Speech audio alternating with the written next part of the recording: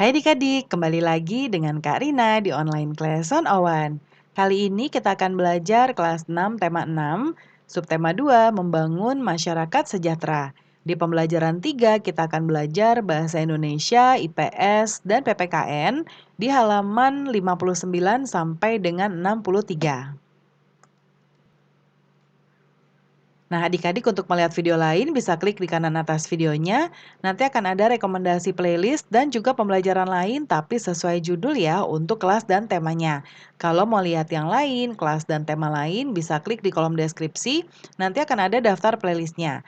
Misalnya adik-adik mau lihat semua tema kelas 6, berarti pilih yang ini. Klik linknya atau klik biru-birunya, nanti kita akan langsung masuk ke daftar playlist di kelas 6. Seperti ini ya. Nah, misalnya adik-adik mau lihat kelas 6 tema 5. Berarti di sini klik lihat playlist lengkapnya. Nah, ini ada daftarnya. Misalnya adik-adik mau lihat pembelajaran berapa, bisa cari aja di sini. Cari mau lihat subtema berapa, ya, kemudian pembelajaran berapa, dan juga halaman berapa. Nah, kita mulai ya. Ini ada Bu Guru yang sedang menjelaskan di depan kelas, ya. Kemudian di sini ada bacaan dengan judul Manfaat Pemenuhan Hak sebagai Warga Negara Indonesia. Di pause dulu videonya lalu dibaca dulu ya adik-adik ya. Kita akan mencari bagian yang biasanya kita bisa jawab bersama-sama. Nah, ini dia. Kita diminta untuk mencari kalimat utama, dan gagasan utama non-fiksi. Ya, Karina sudah punya di sebelah kanan. Yang paragraf pertama kalimat utamanya adalah semua warga negara memiliki hak. Lalu gagasan utama setiap paragraf adalah hak warga negara Indonesia dilaksanakan secara seimbang. Lalu yang kedua, salah satu contoh manfaat pemenuhan hak atas perolehan pendidikan dan pengajaran. Lalu gagasan utamanya manfaat pemenuhan hak atas perolehan pendidikan dan pengajaran. Lalu yang paragraf ketiga, kalimat utamanya adalah manfaat pemenuhan hak atas perlindungan hukum. Kemudian yang keempat, manfaat pemenuhan hak atas pemerolehan fasilitas layanan kesehatan. Ya, nah di sini manfaat lain pemenuhan hak warga negara ya, kemudian yang keempat manfaat pemenuhan hak warga negara juga. Nah, kalau yang di bagian kanan, gagasan utama teks non-fiksi adalah manfaat pemenuhan hak. Nah, yang berikutnya ini juga ada teks bacaan, ya, judulnya adalah Mempertahankan Negara Kesatuan Republik Indonesia. Di-pause dulu videonya ya, lalu dibaca. Kemudian berikutnya, buatlah kelompok di kelas yang terdiri atas 3 sampai 5 orang. Bacalah dengan cermat bacaan di atas, kemudian diskusikan dengan teman satu kelompok cara-cara untuk mempertahankan kemerdekaan. Ya.